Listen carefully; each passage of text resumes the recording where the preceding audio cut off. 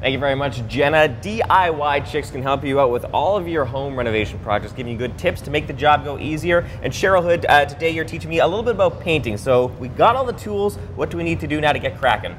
One of the things that when you're painting in a room is that it's always cutting into the corners. Cutting is painting the line right against another corner. So the 90-degree corner, whether it's this wall to the ceiling, the wall corners because you want two different colors.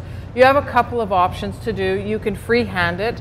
That takes a lot of practice because you need to know sort of how much paint is in it, how much not. The best thing for a lot of people, if you're just going to do it, is just take the painter's tape and then you just want to take kind of what you can control, because once it sticks to itself, and then you just kind of take it. I'll just get you to hold that up for me. Sure thing.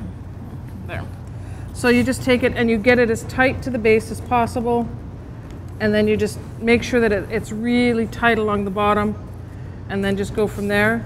So when we take the paint, I can hold it up there. All right. And this is a paint, it's not a primer.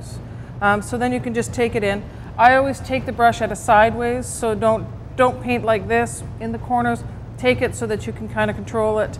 Start out from the edge and just paint, and then kind of go in, and then you just kind of go, and then you just kind of push the paint against it like that. Now you're doing really smooth, small strokes, and a little earlier on you're telling me about controlling the paint. What exactly did you mean by that? You don't want to stick your brush in and have the biggest amount of paint on it possible because you want to cover the area fastest. That's exactly it. You think it'll be done quicker. Yeah, painting is a project of patience, actually. You want to do it right. It takes time.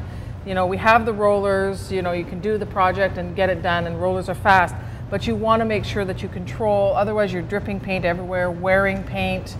I've seen people come out of a place that basically looked like they dipped themselves in a paint can. Oh no. And that's just because they really wanted to get it done, and so they're covered in a little bit of paint. And you know, sometimes you run into things, but if you can do that.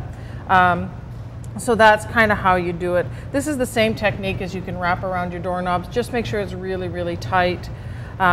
If you're not sure you're doing fancy stuff, you can paint the original color over the tape and then paint the other color over that. That helps prevent bleeding as well.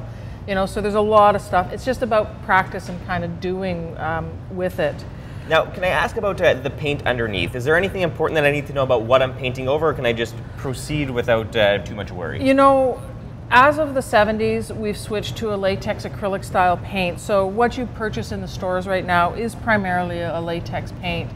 Prior to that, a lot of the paints were oil-based, and a lot of them had lead in them.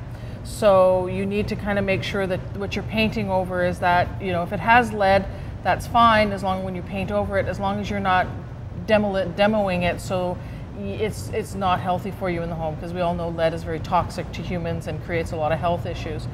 So if you're not sure, my bottom line is prime first. So get a really good quality primer. If you've had water damage or stains, get one that covers for stains, like a Kills, a Bullseye 123, something that's got a lot of coverage to it, and then just paint over that and then paint. If you are going for a darker color on the wall, get them to tint the primer. And then paint on top. Yeah, it just helps the usage of the paint, right? So, because if you want that intensity of color, red being one of the bigger ones, it's a color that people have a hard time getting really as intense as they want it. Like on the chip, you know, it doesn't quite work. So if you prime behind it and then paint, it usually helps create that depth in paint and, you know, the depth in color. And just quickly before we go, if we're trying to match that color like what we saw on the paint chip, how many coats are we talking here? You know, it depends on the quality of paint. If you go buy the $24 bucket, it's going to take you 3 or 4 coats just to get that thing. If you buy the better quality or higher end, 2 coats are usually okay. So I tend to do 3 coats because, again, I like that depth of color. You can also get paint and primer, so it's the 2-in-1. Oh, okay, yeah. You know, so that helps save a step. I haven't used it a lot, so I'm not familiar enough with the product to say it's the best product in the world or not. So it's just do what you're comfortable with and just take your time. You know, the weekend project and you're doing your house is not a weekend project. It's like a couple of week project. Patience while painting. Cheryl Hood from D.I.Y Chix, thank you so much for giving us some good tips that we can use for our next project. Awesome. All right, we're taking a quick break here on Breakfast Television, but more to come later this morning on City.